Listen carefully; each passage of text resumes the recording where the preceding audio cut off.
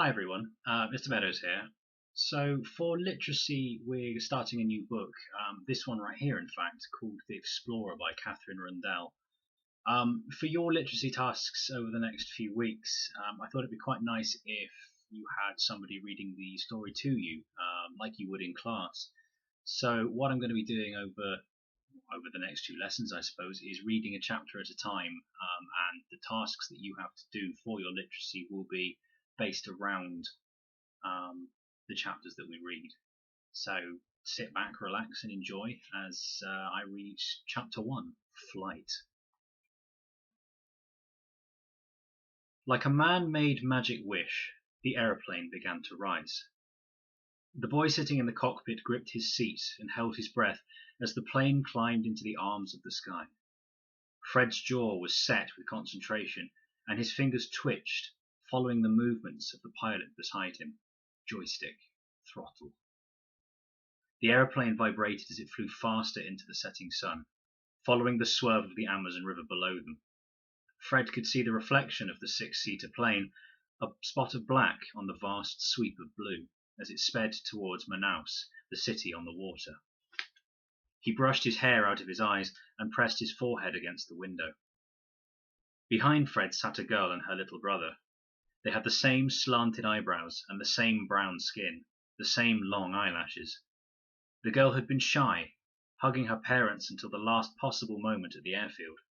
Now she was staring down at the water, singing under her breath, her brother trying to eat his seatbelt. In the next row, on her own, sat a pale girl with blonde hair down to her waist.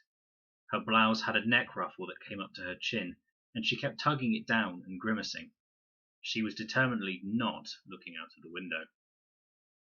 The airfield they had just left had been dusty and almost deserted, just a strip of tarmac under the ferocious Brazilian sun. Fred's cousin had insisted that he wear his school uniform and cricket jumper, and now, inside the hot, airless cabin, he felt like he was being gently cooked inside his own skin. The engine gave a whine, and the pilot frowned and tapped the joystick. He was old and soldierly, with brisk nostril hair and a grey waxed moustache that seemed to reject the usual laws of gravity. He touched the throttle, and the plane soared upwards, higher into the clouds. It was almost dark when Fred began to worry. The pilot began to belch, first quietly, then violently and repeatedly. His hand jerked, and the plane dipped suddenly to the left. Someone screamed behind Fred. The plane lurched away from the river and over the canopy. The pilot grunted, gasped, and wound back the throttle, slowing the engine. He gave a cough that sounded like a choke. Fred stared at the man. He was turning the same shade of grey as his moustache. "Are you all right, sir?" he asked. "Is there something I can do?"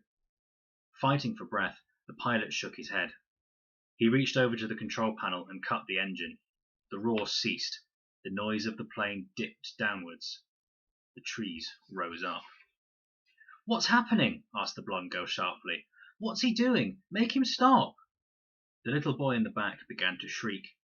The pilot grasped Fred's wrist hard for a single moment.